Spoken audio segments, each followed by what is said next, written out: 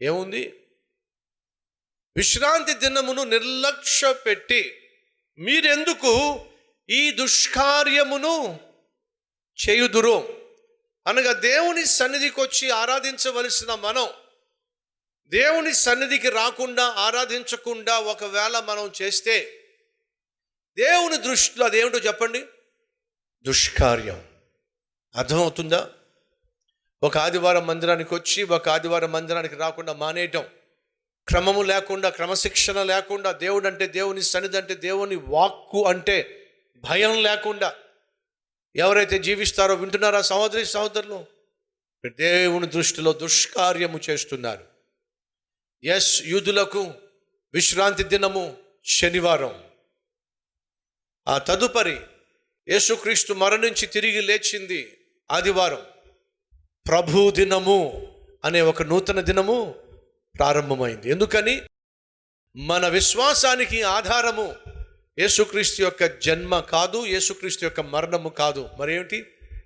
యేసుక్రీస్తు మరణాన్ని గెలిచి తిరిగి లేచిన పునరుద్ధానం మీద మన విశ్వాసం ఆధారపడి ఉంది.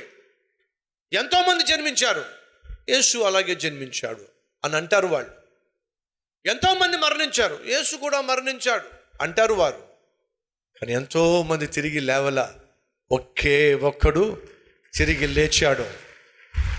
యేసే గనుక తిరిగి లేచి ఉండకపోయినట్లయితే పౌలు అంటాడు, యేసు గనుక ఒకవేళ పునరుద్ధానుడై ఉండకపోయినట్లయితే మేము ప్రకటించే సువార్త వృధా, ఈ సువార్తలో శక్తి లేదు.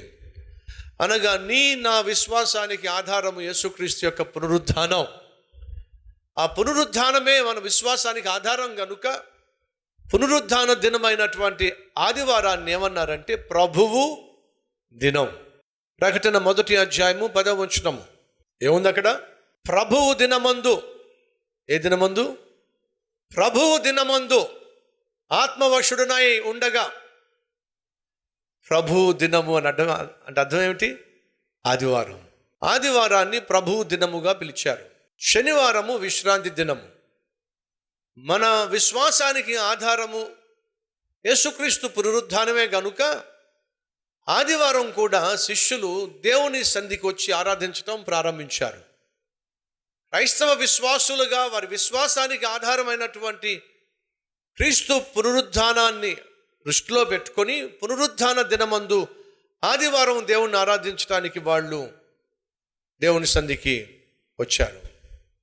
యూదులు యథావిధిగా శనివారము సబాత్ విశ్రాంతి దినాన్ని ఆచరిస్తున్నా అదే శిష్యులు క్రైస్తవులు ఆదివారము సంఘముగా సమాజముగా కూడుకోవడం ప్రారంభించారు. ఈరోజు నీకు నాకు నేను కలిగి ఉన్న విశ్వాసానికి ఆధారం ఏం చెప్పండి? యేసుక్రీస్తు యొక్క పునరుద్ధానం. అది ఏ రోజు చెప్పండి? ఆదివారం. అది ఏ దినమో చెప్పండి? పునరుద్ధాన దినం. అదే దినమో చెప్పండి? ప్రభువు దినం.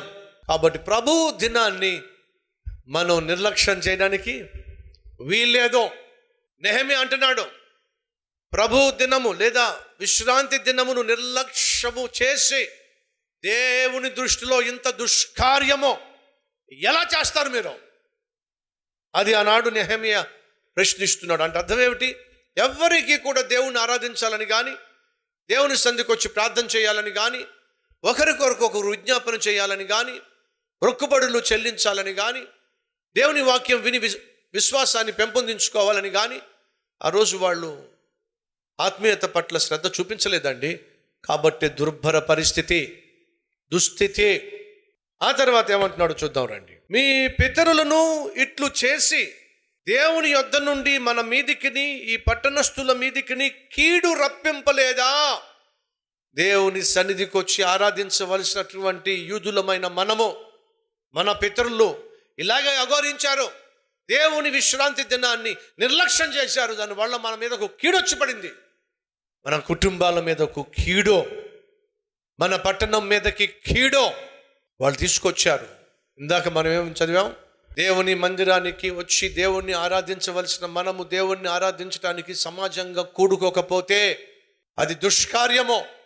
రెండో, అది మనకు తెలియకుండానే అనగా దేవుని సన్నిధిని మనం నిర్లక్ష్యం చేసినట్లయితే, ఆయనను ఆరాధించే సమయాన్ని నిర్లక్ష్యం చేసినట్లయితే, మనకు తెలియకుండానే మన మీదకు, మన కుటుంబం మీదకు, మన పట్టణస్థుల మీదకు ఏం తీసుకొస్తామట? కీడు. మళ్ళా చదువుతున్నా, మీ పితరులు 18th verse, మీ పితరులు ఇట్లు చేసి దేవుని యొద్ద నుండి మన మీదకిని ఈ పట్టణస్థుల మీదకిని కీడు రప్పింపలేదా? దేవుని సన్నిధికి దూరం కావడం కానీ, దేవుని సన్నిధిని నిర్లక్ష్యం చేయడం కానీ, దేవుని సన్నిధిలో నిర్లక్ష్యంగా కూర్చోవడం కానీ ఆశీర్వాదం కాదు సంగమా, అది కీడుకు సంకేతం. 3, ఇశ్రాయేలీయులు అయితే మీరు విశ్రాంతి దినమును నిర్లక్ష్యపెట్టి ఇశ్రాయేలీయుల మీదికి కోపము మరి అధికముగా రప్పించుచున్నారని, అనగా దేవునికి ఏమొస్తుందట? కోపం. దేవుని సన్నిధికి వచ్చి ఆరాధించవలసిన మనం, దేవుని సన్నిధిలో కనిపించవలసిన మనం ఆ కారణాలు ఈ కారణాలు చెప్పి ఏదో విధంగా తప్పించుకొని దేవుని సన్నిధిలో వారంలో ఒక్కరోజైనా 2 గంటల సేపు అయినా ఆయన సన్నిధికి వచ్చి ఆరాధించడం నీకు కష్టంగా ఉన్నట్లయితే, నువ్వు వినో, నీకు తెలియకుండానే నీ కుటుంబం మీదకి నువ్వు కీడు తీసుకొస్తున్నావు, నీకు తెలియకుండానే దేవుని కోపాన్ని రేపుతున్నావు, నీకు తెలియకుండానే దేవుని దృష్టిలో దుష్కార్యము చేస్తున్నావు.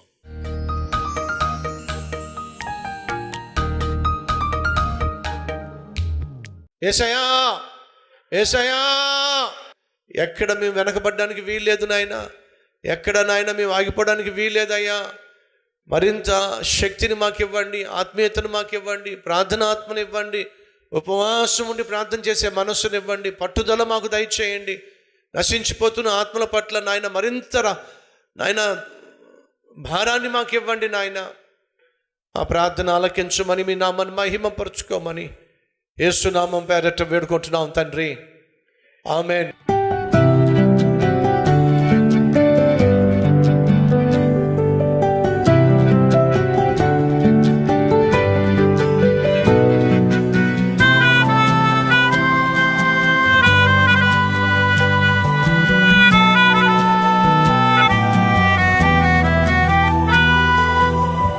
సందేశం మీకు ఆశీర్వాదకరంగా ఉంటే 10 మందికి షేర్ చేయండి, లైక్ చేయండి, మీకు నచ్చిన కామెంట్ పెట్టండి. మళ్ళీ రేపు ఇదే మార్నింగ్ డివోషన్లో కలుసుకుందాం.